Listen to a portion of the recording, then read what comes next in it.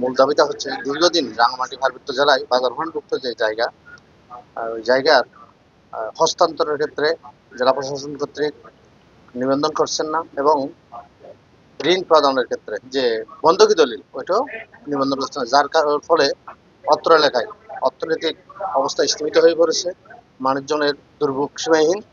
সেই লক্ষ্যে আমরা দীর্ঘদিন কাজ করে যাচ্ছি। সকল আইন কানুন এখানে জনগণের এবং ভূমি মালিকদের পক্ষে থাকার পরেও রাঙামাটি জেলা প্রশাসন ইচ্ছাকৃতভাবে সমস্যা সৃষ্টি করে এই নিবন্ধনটি করছেন। এটাই আমাদের দাবি, অতি দ্রুততম সময়ে যে 24 ঘন্টা আলটিমেটাম দেওয়া হয়েছে, আলটিমেটামের মধ্যে যাতে এই সমস্যাটা নিষ্পত্তি করা হয়। 6 বছর যাবৎ রাঙামাটি বাসী বাজার ফান্ডের ভূমি হস্তান্তর এবং বন্ধকি দলিল রেজিস্ট্রি বন্ধের কারণে ব্যাপক কষ্ট পেয়ে আসছে, এবং এই নিয়ে আমরা বিভিন্ন জায়গায় দফায় দফায় আমরা চেষ্টা চালিয়েছি এই বিষয়টাকে পুনরায় চালু করার জন্য।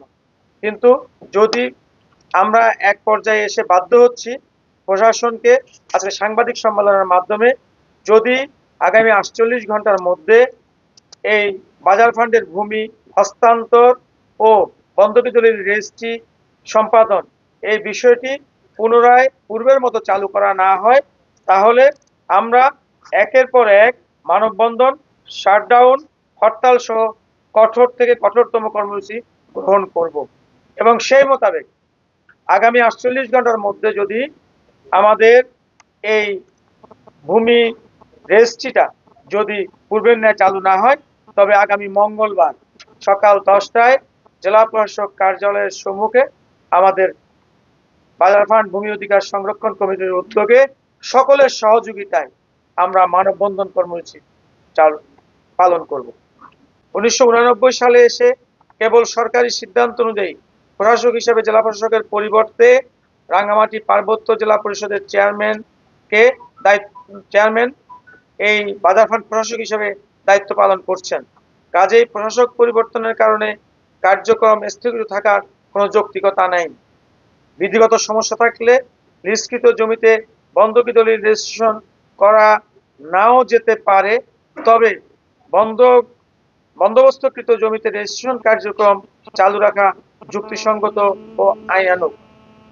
বাজার ফান্ড এলাকার এবং রাঙ্গামাটি পার্বত্য জেলার জনগণের মৌলিক অধিকার সমুন্নত রাখার স্বার্থে পূর্বের ন্যায় এ জেলার বাজার ফান্ড এলাকার আওতাভুক্ত বন্দোবস্তকৃত জমির হস্তান্তর, বন্ধকি দলিল রেজিস্ট্রেশন অফিসার কর্তৃক রেজিস্ট্রেশন কার্যক্রম আগামী 48 ঘন্টার মধ্যে চালু করার ব্যবস্থা গ্রহণের জন্য সংশ্লিষ্ট কর্তৃপক্ষের নিকট আমাদের জোর দাবি জানাচ্ছি।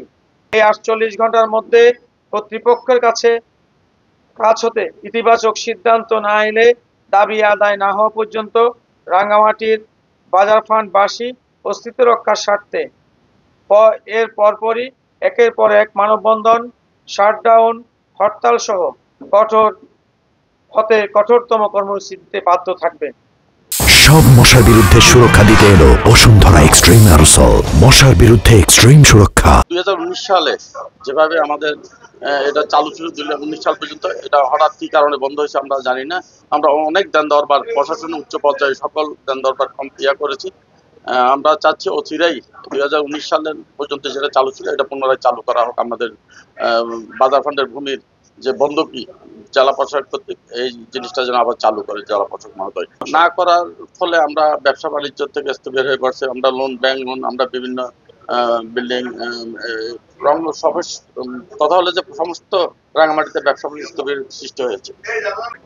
আমাদের মূল দাবি হলো বাজার ফান্ড এলাকার যে রেজিস্ট্রিটা বন্ধকি এবং বন্দোবস্তিকৃত জায়গা, এটাকে পূর্বের ন্যায় আবার চালু করা, এটাই মূল কথা। এটা হলে আমাদের যে ঋণ হোক বা এখানকার উন্নয়নটা আমরা আরো